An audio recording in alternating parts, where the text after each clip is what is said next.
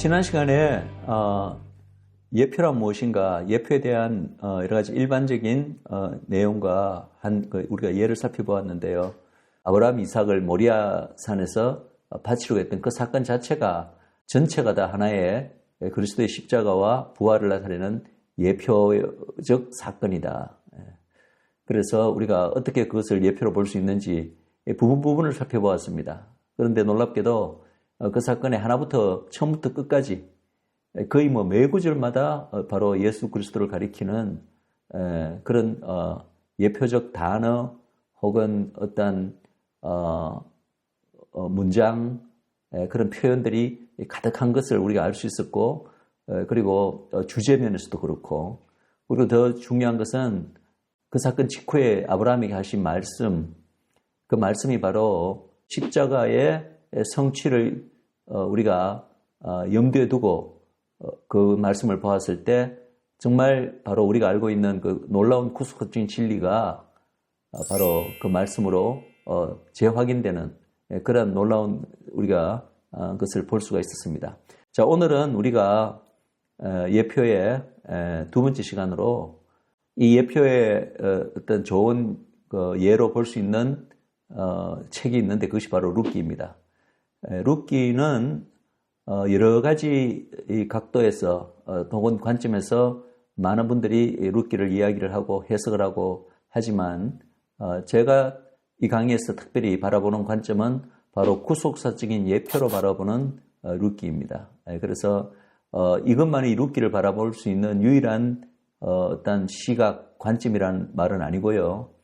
제가 지난 시간에 잠깐 구속사적 성경 읽기라는 부분을 이야기했는데 성경이 처음 기록되었을 때 그 시대적 상황에서 그 시대의 하나님의 백성들에게 하나님께서 특정한 어떤 문제 혹은 도전을 주시기 위한 글로서 그 성경을 읽는 것이 첫 번째 단계고, 두 번째는 바로 오늘날 우리에게 주시는 어떤 신앙적, 윤리적, 도덕적 가르침이 무엇일까라고 읽는 것이 바로 두 번째 단계라면, 세 번째 단계는 바로 예표가 있을 수 있다는 거죠. 어떤 이야기 속에. 그럼 그것이 무엇인가를 우리가 한번 보는 관점에서 성경을 읽는 것을 바로 세 번째 구속사적인 성경 읽기라고 하는데, 제가 지금 강의에서 룻기를 나누는 것은 바로 이 세 번째 관점에서 룻기를 한번 바라보자는 것입니다. 자, 우리가 룻기를 한번 살펴보도록 하겠습니다. 하나님께서 예표를 이야기 속에 만약에 이렇게 숨겨 놓으셨다면 그게 별로 중요하지 않은 그런 진리를 가리키는데 그렇게 하지는 않으셨을 거라는 거죠. 우리가 실제로 예표로서 성경을 보다 보면은 하나같이 그 예표가 가리키는 것은 그 예외 없이 예수 그리스도의 사역, 그분의 성품과 그분의 초림과 재림, 그리고 그뿐만 아니라 이스라엘에 관한 것들이 주로 예표의 주제가 됩니다. 그래서 이 룻기에서도 룻기가 나타내고 있는 그 예표가 가리키는 그 구속사적인 진리는 무엇인가? 첫 번째 크게 두 가지인데요. 하나는 바로 교회와 이스라엘, 이 양자 간의 관계뿐만 아니라 그리스도까지 해서 교회와 이스라엘과 그리스도, 이 삼자 간의 상호관계가 어떻게 될 것인가에 대한 놀라운 예언적 그림이 이 안에 담겨져 있습니다. 당연히 이 룻기가 나왔을 당시에는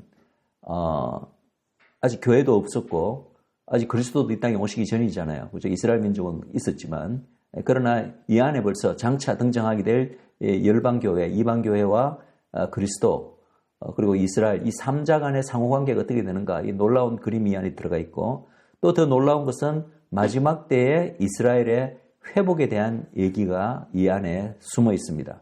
단순히 이스라엘의 회복뿐만 아니라 이스라엘의 회복에 있어서 우리 열방교회가 어떠한 역할을 할 것인가에 대한 놀라운 그림이, 예언적 그림이 이 안에 들어있다.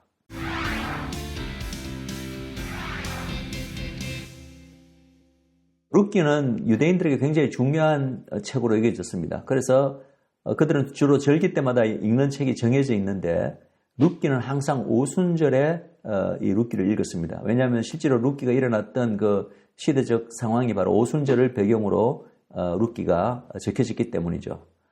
구체적으로 이 룻기가 있었던 이 이야기가 이거 지어낸 얘기가 아니잖아요. 실제 있었던 얘기인데 그 시대적 배경은 사사시대로 보고 있습니다. 그리고 우리가 이제 룻기에서 당장 1장 앞부분에 나오지만 이때 바로 큰 기근이 이게 모압 땅에 임했다. 자, 이때부터 바로 이 기근이라는 말이 등장할 때부터 우리가 이걸 이제 예표로서 이것을 어떤 예언적인 그림으로 우리가 읽는다면 바로 이 기근은 마지막 때에 찾아올 소위 말해서 야곱의 환란, 이스라엘에게 찾아올 대환란이죠. 우리 열방에서는 이것을 7년 대환란이라고 부르는 상황입니다. 그런데 바로 이 배경 자체가 이 나오미가 이 모압 땅에서, 그죠? 모압 땅에서 아내 남편도 있고 자식들도 있고 엄청난 지금 환란 가운데 처해 있는 거잖아요. 큰 기근 때문에. 이것은 바로 유대인들이 그들의 어떤 유산, 기업을 다 잃어버리고 열방 땅에서 온갖 그 환란에 처하게 되는 그것이 가장 극심한 때인 마지막 때를 상징한다. 그리고 이제 이 나오미와 룻이 이스라엘로 돌아오게 됩니다. 그때 돌아와서 그들의 고향으로 가게 되는데 그 고향은 바로 나오미의 남편의 고향이고 또 나오미의 고향이기도 하죠. 바로 베들레헴입니다. 여러분, 베들레헴이라는 이것 자체도 중요한 영적인 의미가 있죠. 상징적인 의미가 있죠. 왜 그렇죠? 바로 예수님께서 태어나신 곳이기 때문에 그렇습니다. 그래서 이 베들레헴이라는 이름 자체가 떡집이라는 뜻을 가지고 있는 것을 많은 분들이 아실 것입니다. 떡집이라는 것 자체가 의미심장하죠. 예수님이 바로 스스로를 하늘로부터 내려온 생명의 떡이라고 그러셨잖아요. 그 생명의 떡이 태어나신 곳이니까 떡집이 되는 거죠. 근데 이곳은 사실은 예수님 이전에 다윗의 후손인 예수님의 고향이지만 그 이전에 다윗의 고향이고 또 다윗의 바로 선조가 이 룻이 되고 이 보아스가 되는 거죠. 그래서 보아스의 고향이기도 합니다. 그리고 이 베들레헴은 또 중요한 의미가 있는 것이 우리가 성경적으로 알고 있기를 바로 이곳이 바로 라헬이 베냐민을 낳다가 죽은 장소이고 바로 그 라헬의 무덤이 지금까지도 있는 곳이 바로 베들레헴입니다. 근데 이 베들레헴이라는 장소가 이 라헬의 이 무덤이 있는 것이 어떤 특별한 의미가 있는가? 우리가 지난 강의에서 여러분들 이스라엘과 여자라는 그 주제로 강의를 할 때 제가 이 예레미야 31장에 나오는 이 라헬의 울음이라는 그 주제로 말씀을 나눴었는데 한번 기억하시기 바랍니다. 그때 나오는 라헬은 그 창세기에 나오는 야곱의 아내 라헬을 의미하는 것이 아니라 예레미야 때잖아요. 그죠? 그래서 그때 라헬은 바로 이스라엘 전체를 상징하고 예표하는 것이다. 이스라엘을 여자로 봤을 때, 바로 라헬이라는 여자로 봤을 때, 그것을 라헬이 우는 이유는 바로 아이를 가져야 되고 아이를 낳아야 되는데 해산하지 못하고 울고 있는 그 라헬에 대해서 하나님께서 울음을 그치라고 명하시고 반드시 아이를 낳게 될 것임을 라헬에게 이렇게 확언해 주시는 그 말씀이 바로 예레미야 31장의 이야기인데 그 라헬이 베냐민을 낳고 묻힌 장소가 바로 베들레헴이죠. 창세기 3장 15절에 여자의 후손, 메시아도 여자의 후손이 맞잖아요. 그래서 여자의 후손이 그 이스라엘이라는 여자의 후손 아이가 태어난 장소가 바로 베들레헴이 되는 것입니다. 그래서 이 바로 이스라엘에게 주신 하나님의 사명이자 언약의 어떤 궁극적인 성취자이신 그리스도가 바로 태어나신 이 베들레헴이 바로 이 룻기의 이 공간적 배경이 된다는 것 자체가 굉장히 의미심장합니다. 그뿐이 아닙니다. 그거는 뭐 우연이라고 우리가 볼 수도 있는데 이 사건이 룻기의 이야기가 실제로 발생한 그 기간을 보면요. 그 2장 23절에는 보리 추수 때부터 밀 추수까지라고 이야기하고 있습니다. 그런데 이것이 그냥 우연이 아니고 그냥 심상하게 우리가 넘길 그런 내용이 아니라 우리가 여호와의 7절기를 보면 모든 여호와의 절기들은 이스라엘의 어떤 농경 시기와 밀접하게 연관되어 있습니다. 특별히 추수와 다 연결되어 있는데요. 이 보리 추수는 바로 봄절기 때를 가리킵니다. 그리고 밀 추수는 바로 50일 이후에 오순절, 여름절기로 볼 수 있죠. 그때를 가리키는 거예요. 그래서 이 일 사이, 이 룻기의 이야기가 벌어진 그 기간은 다른 말로 표현하면 여호와의 절기로 본다면 6월절부터 오순절 사이에 발생한 사건이에요. 그럼 6월절부터 오순절까지는 또 어떠한 절기의 규정 안에 어떠한 일이 있느냐 하면은 바로 오멜 카운팅이라 그래서 이스라엘에서는 매일 하루에 한 번씩 그 보리 추수한 것을 오순절 날까지 바로 성전에서 대제사장이 그 보리 한 단을 계속해서 성전에 매일같이 드리게 됩니다. 50일 동안. 그것이 이제 오멜 카운팅인데 바로 그 기간 동안에 이 룻기의 사건이 일어났다는 거죠. 그럼 이것이 도대체 어떤 영적인 상징적인 의미를 가지고 있는가? 생각해 보십시오. 6월절 오순절에 우리가 어떠한 가장 구속사적인 중요한 사건이 일어났는가를 한번 떠올려 보십시오. 6월절은 바로 예수 그리스도의 십자가 사건이 있었던 절기죠. 그죠? 그로 성취되었던 절기. 오순절은 어떤 절기입니까? 예수님의 십자가 사건 이후에 50일 이후에 성령 강림이 있었고 하나님의 교회, 바로 이방교회, 열방교회가 탄생한 바로 그 절기가 오순절 아닙니까? 그래서 이 십자가 사건과 열방교회가 그리스도의 신부가 되는 그 오순절 사이에 이 룻기 이야기가 있는데 놀랍게도 이 룻기 이야기 자체가 바로 룻이라는 이방 여인이 보아스라는 유대 남자와 결혼하는 이야기로 끝이 나는 거예요. 그럼 룻과 보아스의 결혼 시기가 대충 어느 때라는 얘기죠. 그게 바로 오순절의 무렵이 바로 그때인데 이방교회가 그리스도의 신부로, 그죠? 언약교회로 태어나는 날이 바로 오순절 아닙니까? 그러니까 이런 시대적 배경이나 이런 모든 공간적 배경, 이런 절기와 연관된 이런 영적인 의미들이 너무나 긴밀하게 서로 간에 상호 연관되어 있다는 거죠. 이것이 결코 우연이 아니라는 것입니다.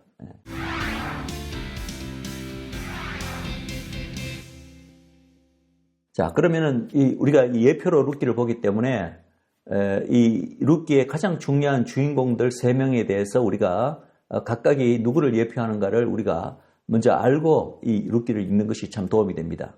자, 나오미가 있습니다. 나오미의 이 히브리 원어의 뜻은 기쁨이라는 뜻입니다.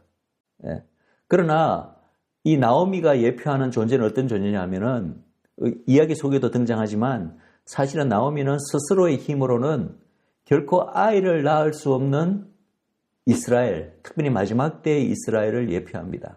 늙고 힘없는 이스라엘. 이 나오미의 가장 큰 고민, 어떤 문제는 뭐냐면은 당장 먹고 살 길이 없는 그런 생활고를 걱정하는 게 아니에요.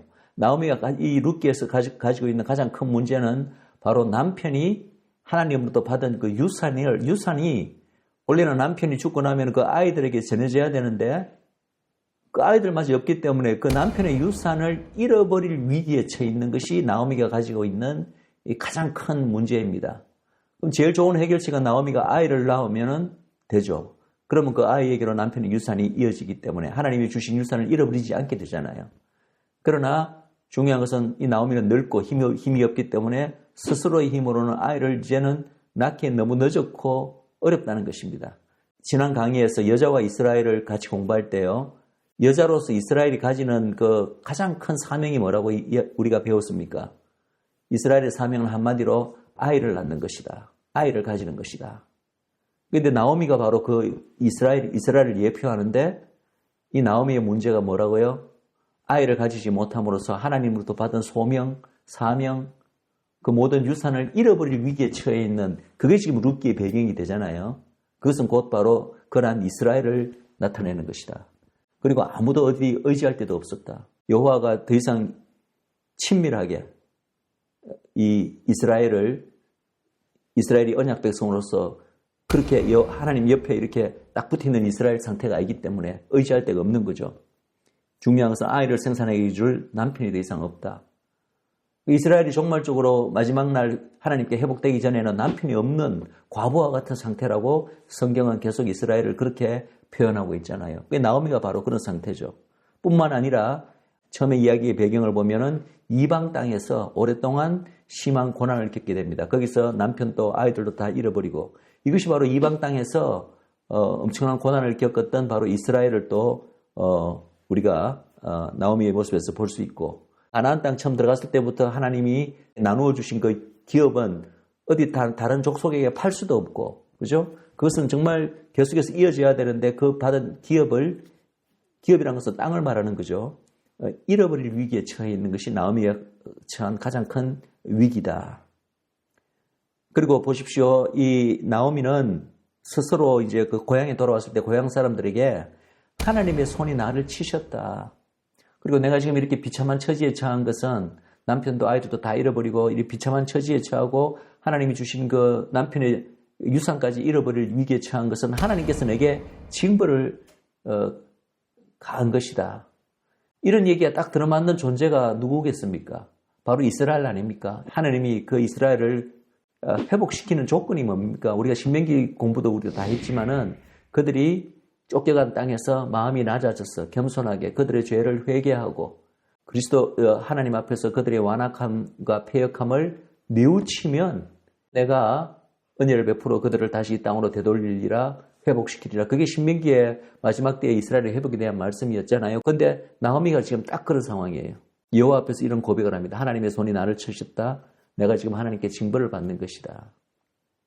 그러면서 본래 나오미의 이름은 기쁨인데 마을 사람들이 나오미가 돌아왔다고 막 반가워하면서 고향 사람들이 반기니까 나오미 하고 반기니까 뭐라고 이야기합니까? 더 이상 나를 나오미라 부르지 말라. 차라리 내 이름을 마라라고 불러달라. 마라가 어디서 나오는 말인지 아시죠?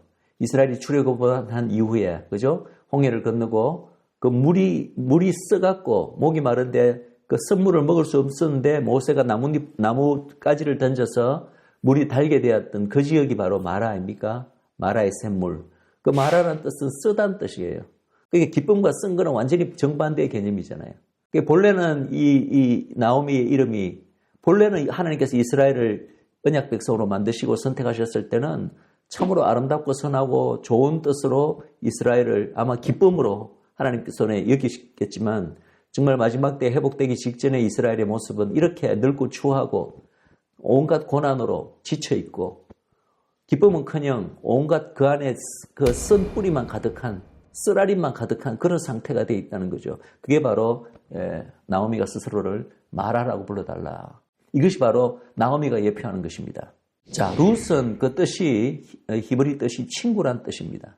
그럼 룻은 무엇을 예표할까요? 그것은 우리가 이 룻기 이야기를 알기 때문에 그 답은 너무나 쉽게 나옵니다. 룻은 바로 끝까지 이 나오미 늙고 힘없는 이스라엘에 대해서 끝까지 옆에서 그것을 지지하고 도와주고 그것에 대한 어떤 자기의 그 동일성, 그죠? 를 표현하는 충성됨과 그 사랑을 표현하는 우정을 표현하는 그런 존재, 바로 이스라엘에 접붙여진 이방교회를 예표하는 것이 바로 룻입니다. 그냥 교회가 아닙니다. 룻이 이방인이기 때문에 바로 이방교회를 말하는 거예요. 그냥 다 예수 믿는 사람들은 유대인이건 이방인이건 다 우주적 교회의 일원이다. 이런 차원에서 말하고 있는 게 아니고요. 지금은 유대인으로서 이스라엘을 상징하는 나오미, 그리고 이방교회로서의 룻, 이렇게 제가 구분하고 있는 것입니다. 왜냐하면 그 둘 사이에 우리가 관계에 대해서 지난 강의에서 로마서 11장에서 접붙임의 비밀에서도 우리가 그 관계에 대해서 살폈고, 그리고 또 에베소서에서도 그 관계에 대해서 정확하게 우리가 규정을 했잖아요. 이 룻기에서도 마찬가지입니다. 룻의 태도를 보시면은 너무나 명확합니다. 자신은 하나님께 선택받은 어떤 그런 민족이 아니잖아요. 족속이 아니잖아요. 이방 민족임에도 불구하고 하나님이 선민을 삼은 그 이스라엘을 인정하는 바로 나오미를 인정하는 것이 바로 이제 그것을 예표하는 거죠. 그렇게 했을 때 그 결과가 어떻게 됩니까? 그 결과가 우리가 스토리를 다 결말을 보면 어떻게 되는지 우리가 알죠. 바로 룻은 그리스도를 상징하는 보아스와 결혼하게 됩니다. 이것이 바로 이 나오미에 대한 이러한 그 우정과 나오미를 자기와 동일시하는 이러한 그 룻의 선택과 무관하게 일어난 일이 아니라 그 선택의 결과로 보아스와 결혼하게 되었다는 것입니다. 뿐만 아니라 이 룻의 결혼으로 말미암아 나오미의 문제도 해결됩니다. 뭡니까? 나오미가 잃어버릴 위기에 처했던 그 유산을 바로 룻이 보아스와 결혼함으로써 나오미가 바로 그 유산을 찾게 되는 거예요. 그리고 상징적으로 룻과 보아스 사이에 난 아이가 바로 나오미의 아이가 되는 거죠. 이 말은 결국은 뭡니까? 이 룻을 통하여 또 이스라엘에게 잃어버릴 유업이 회복되는 거죠. 그것을 상징하는 것이고, 나오미가 잃어버리려는 위기에서 회복된 그 유산에 룻도 참여하게 됩니다. 단순히 보아스와 결혼하는 거로 끝이 나는 게 아니라 나오미가 회복하는 그 남편의 유산에 룻도 그 유업을 함께 나누게 된다는 거죠. 이것이 룻기가 나타내는 놀라운 어떤 이야기죠.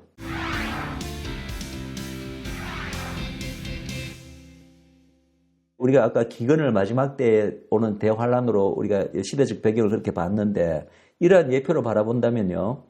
제가 아까 룻을 그냥 이스라엘에 접붙여진 이방교회라고 표현했는데 뭐 그렇게 봐도 무방합니다. 그러나 특별히 저는 이 룻기가 이 마지막 때에 이스라엘과 열방교회 그리고 예수님과의 그 상관관계를 놀랍도록 예표적으로 보여주는 그런 이제 성경으로 보고 있기 때문에 이 룻 역시도 그냥 열방교회다 이것이 아니라 마지막 때 이스라엘이 가장 힘이 없고 이스라엘이 가장 그들의 유산을 잃어버릴 정말 절체절명의 위기에 있을 때 그때 그 시대에 존재하는 이방교회 특별히 이스라엘을 품은 이스라엘과 스스로를 동일시하며 이스라엘을 끝까지 지지하고 이렇게 도와주는 그런 교회를 상징하는 것이 바로 그런 교회를 예표하는 것이 바로 룻이다. 자, 보아스가 제일 쉽습니다. 보아스가 누구를 예표하는지. 보아스는 뭐 많은 분들이 이거는 다 이미 알고 계시는 사실이겠지만 예수님을 예표합니다. 실제로 고향도 똑같이 베들레헴이고요. 그리고 이름 자체도 의미심장합니다. 이름이 보아스란 이름은 바로 힘이 그에게 있다 혹은 능력자란 뜻입니다. 여기에 딱 맞는 분이 누구십니까? 예수님이죠. 고향 베들레헴이고 그리고 이 룻기를 통해서 드러나는 보아스의 성품이 있습니다. 어떤 성품을 가지고 있죠? 굉장히 자비롭고 친절하고 은혜로운 성품을 보여줍니다. 이야기 속에서. 우리 바로 예수님의 성품이죠. 그리고 또 하나 의미심장한 표현이 등장합니다. 2장 20절에 보면은 보아스를 가리켜 이런 표현이 등장합니다. 생존한 자와 사망한 자에게 은혜 베풀기를 그치지 아니하는 자. 생존한 자에게는 돈이 많고 좀 이렇게 자비로운 어떤 유지 같으면은 생존한 자에게 은혜를 베풀 수는 있겠죠. 그러나 사망한 자에게도 은혜 베풀기를 그치지 아니하는 자. 이거는 인간으로 보기에는 어울리지 않는 수식입니다. 그러나 보아스를 이렇게 부르고 있거든요. 이 말은 뭔가 이런 표현 자체에서도 보아스가 장차 오실 그리스도를 예표한다. 왜냐하면 그리스도야말로 이 표현에 딱 들어맞는 그런 분 아닙니까? 생존한 자뿐만 아니라 사망한 자에게 은혜 베풀 수 있으시는 분이고 그럴 능력이 있으신 분이고 그죠? 그런 분이 예수님이죠. 그리고 제일 중요한 개념은 바로 이제 이 룻기의 후반부에 좀 자세하게 기록되어 있는 굉장히 중요한 사건인데 어떻게 잃어버릴 기업을 되찾게 되는가 거기에 관련된 스토리인데요. 거기에 굉장히 중요한 하나의 구약적 개념이 나옵니다. 모세 율법에 나오는 개념인데 바로 친족 기업 물을 자라는 개념이 나옵니다. 이걸 이제 영어로는 kinsman redeemer인데요. 이것이 너무나 중요한 역할을 하는데 결국은 이 친족 기업 물을 자가 보아스가 됩니다. 근데 이 친족 기업 물을 자라는 이 개념이 이제 히브리 말로는 고엘입니다. 고엘. 모세 율법에 나오는 그 개념인데 이 고엘은 유대인들에게도 오랫동안 그들 민족이 기다리고 있는 어떤 메시아적 존재를 가리키는 그런 존재로 이미 유대인들도 그렇게 여겨왔습니다. 물론 어떤 경제적 상황에서 어떤 기업 물을 자의 어떤 역할이 거기에 규정되어 있는데 단순히 어떤 경제적인 어떤 개념으로서 이 친족 기업 물을 자가 아니라 이 존재가 뭔가 영적으로 미래의 이스라엘에게 나타날 어떤 그런 이스라엘의 구속자, 이스라엘이 기다려왔던 그 구원자를 뭔가 상징하고 나타내는구나라는 것을 유대인들도 오랫동안 알아왔다는 거죠. 예. 그런데 어쨌든 이 이야기 속에서 보아스가 바로 이 나오미가 잃어버릴 뻔했던 그 기업을 자기가 대신 물음으로써 그 기업을 나오미에게 결국 나오미 남편의 이름으로 찾아주게 하는 그 결정적인 역할을 하는 것이 바로 보아스입니다. 그래서 금방 제가 말씀드린 대로 이 친족 기업 물을 자라는 것은 바로 메시아 구원자와 동일시되는 어떤 그런 명칭이기 때문에 이것만 보더라도 또 보아스가 바로 예수님을 예표하는 것을 우리가 알 수가 있습니다. 또 보아스와 관련된 아까 제가 한 가지 표현을 제가 말씀을 드렸는데 또 재밌는 표현이 등장합니다. 2장 21절에 보면은 이 보아스가 룻에게 하는 말인데요. 이런 표현이 등장합니다. 내 추수를 다 마치기까지 너는 내 소년들에게 가까이 있으라. 그리고 또 3장 18절에는 나오미가 룻에게 보아스에 대해서 하는 말인데요. 그 사람이 보아스를 가리킵니다. 오늘 이 일을 성취하기 전에는 쉬지 아니하리라. 물론 이 말을 직접적으로 하는 배경은 그냥 추수를 하면 진짜 말 그대로 보아스의 밀밭의 그 추수고, 그죠? 이 일은 이제 뭐 아마도 친족 물을 일을 나타내는 거죠. 그러나 우리가 이걸 예표적으로 바라본다면 이것이 전부 다 장차 예수님께서 행하실 어떤 하나님께서 행하실 구속사적인 일과 연관되어 있다는 것을 여러분들이 아실 것입니다. 왜냐하면 성경적으로 거의 일관되게 항상 영혼 구원 사역과 연관되는 개념이 주습니다. 근데 그리고 이걸 마치기까지 혹은 쉬지 아니하리라 이런 표현을 딱 보면 우리가 바로 이렇게 떠오르는 그런 구약의 구절들이 있습니다. 어떤 구절이죠? 제가 이제 두 구절만 제가 여기서 예를 들었는데요. 이사야서 62장 1절을 보면은 이게 하나님께서 하신 말씀인데 나는 시온의 의가 빛같이 예루살렘의 구원이 횃불같이 나타나도록 시온을 위하여 잠잠하지 아니하며 예루살렘을 위하여 쉬지 아니하겠다. 즉 예루살렘을 회복시키시는 일을 성취하기 전에는 쉬지 않겠다는 말씀이시죠. 나오미가 보아스가 하리라고 한 표현하고 똑같은 표현이 등장하잖아요. 예표를 발견할 때는 비슷한 단어, 비슷한 표현 이런 것들을 통해서도 예표 그리고 주제가 비슷하다든지 혹은 이야기가 흘러가는 구조가 비슷하다든지 이런 것이 다 예표거든요. 근데 한 가지만 있으면 그건 우연의 일치일 수가 있고 그걸 예표라고 뭐 주장하면 그건 억지가 될 수도 있겠지만 그러나 그것들이 너무나 많은 예표가 한 짧은 이야기 속에 집중되어 있다면 그거는 우연의 일치가 아니고 확률적으로 그것은 의도적인 거죠. 의도적으로 하나님께서 그렇게 의도하신 거죠. 성령님께서 그런 표현을 사용하시고 그런 단어를 사용해서 성경을 기록하신 그 때문이죠. 이사야서 62장 7절에도 비슷한 표현이 등장합니다. 또 여호와께서 예루살렘을 세워 세상에서 찬송을 받게 하시기까지 내 추수를 마치기까지 그로 쉬지 못하시게 하라. 특별히 하나님의 구속 사역에서 이스라엘 회복과 관련된 어떤 역사를 이루실 때 하나님께서 특유하게 사용하는 표현이 나는 이 일을 마칠 때까지 쉬지도 않겠고 잠잠하지도 않겠고 또 이 열방의 파수꾼들, 기도의 파수꾼들에게 명령하셔서 너희는 밤낮으로 나에게 부르짖음으로 말미암아 나로 하여금 제발 이 일을 끝마칠 때까지 나로 하여금 쉬지 좀 못하게 하라. 이런 표현을 하나님께서 사용하시는 그만큼 중요하게 여기시는 어떤 하나님이 행하시는 사역이 있는데 그것은 하나같이 다 예루살렘을 세우는 일, 이스라엘을 회복하는 일과 관련된 사역이라는 거죠.